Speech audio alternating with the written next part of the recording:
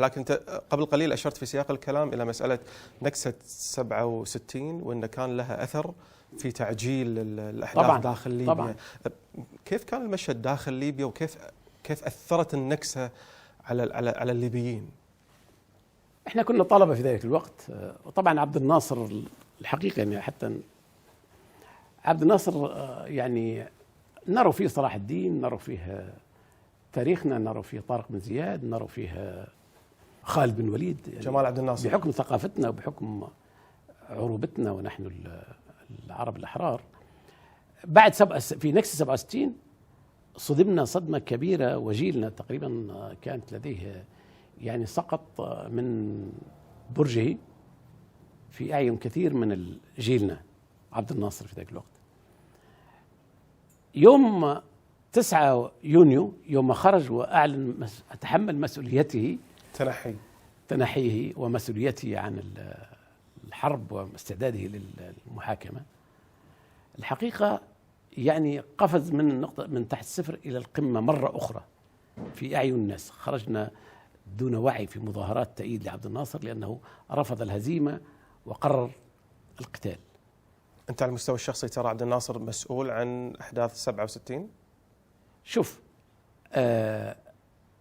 من ناحية لا نستطيع أن نقيس بمقاييسنا الآن ما كان يحدث في ذلك الوقت، ولكننا نعرف الآن من الوثائق الأمريكية والبريطانية أن التآمر على عبد الناصر لم يتوقف. زج به في حرب اليمن، جر إلى هناك، وحرب اليمن كانت ضرورية بالنسبة لمصر. مصر باب المندب يعني قناة السويس، قناة السويس حررها عبد الناصر يعني، فهو إذا فرط في هذا المكان إذن قد يصبح في موقف لا يليق. عبد الناصر رفض الاستسلام. من اللي جر عبد الناصر إلى حرب اليمن؟ والله شوف، التداعيات التي احنا خلق زي ما هو الآن، احنا نجرع مع أنوفنا لمعارك دون أن ندري، لا تخدمنا ولكن تخدم الأعداء. بس إذا زعيم بحجم جمال عبد الناصر ويجر إلى حرب مثل حرب اليمن أو إلى حرب مع إسرائيل، أنت وصفته بأنه هو الزعيم وشبهته بطارق بن زياد وخالد بن وليد، في النهاية هو اللي يتحمل المسؤولية. شوف، عبد الناصر حصل عليه تكالب وتآمر منذ أن العدوان الثلاثي على مصر، بعد ما حرر قناة السويس وأعادها لمصر وطرد الملك الألباني من مصر، وبدأ في بث الروح داخل الأمة.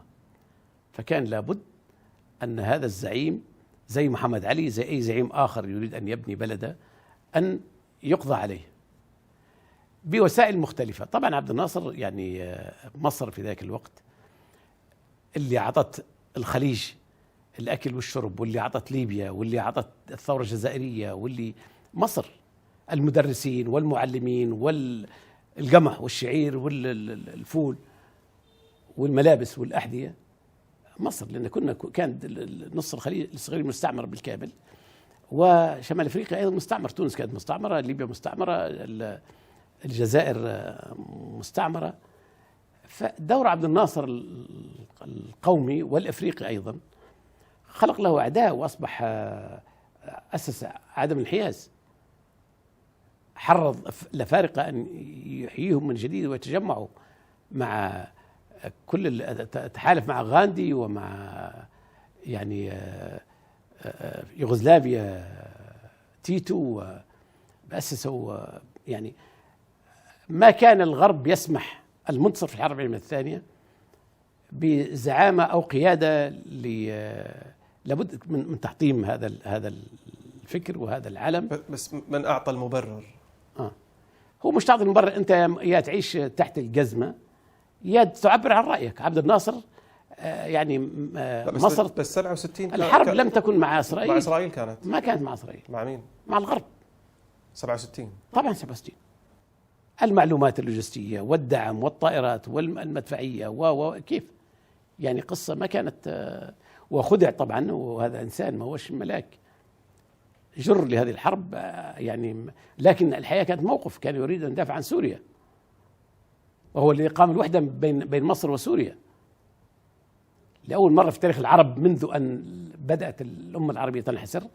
أول عمل وحده يقام بين مصر وسوريا، وهذا شيء عظيم. إذا قامت هذه الدولة في ذاك الوقت واستمرت، كما لو قامت بعد ثورة الفتح مصر والسودان وليبيا وسوريا، لكانت الأمة تستطيع أن يكون لها صدر وجناحان، وتستطيع أن تقلع الأمة العظيمة زي ألمانيا. ألمانيا قسمها الاستعمار، ولكن إرادة الألمان الأحرار ما بقوا والله ألمانيا فقيرة واشتراكية ونحاربوها هدموا السور، زحفوا عليه، قالوا هذه ألمانيا واحدة.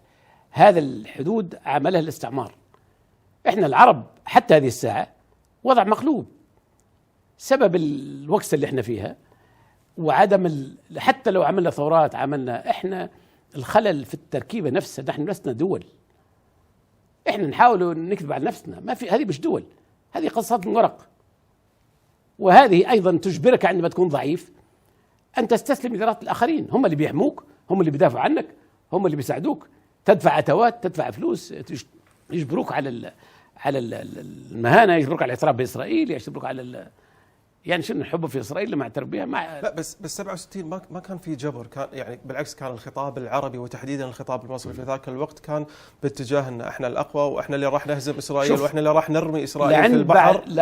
لعند بعد بكره. شوف، هم لا يفقدون ثقتنا بانفسنا اذا هزمنا معركه او اثنين او ثلاثه، ولكن هذه الامه ستنتصر. احنا عبد الناصر بدا يعد بعد الهزيمه مباشره في حرب الاستنزاف، وعبد الناصر هو اللي حصل بمصر، واللي أثر في وجدان أحرار ليبيا لينتفضوا، وبدأت ليبيا عمق لمصر، وجئنا لنثأر ونعيد الاعتبار للجندي العربي اللي هزم. وبدأنا في التعبئة في حرب الاستنزاف مع مصر، وبدأنا في شراء الأسلحة لمصر، وكلف الرائد عبد السلام جلود للذهاب إلى فرنسا لشراء الأسلحة اللي طلبها عبد الناصر، والكوروتا للدفاع الجوي المتحرك، والزوارق والمدفعية إلى غير ذلك. ليس مننا على مصر، وإنما هذه المعارك معركتنا.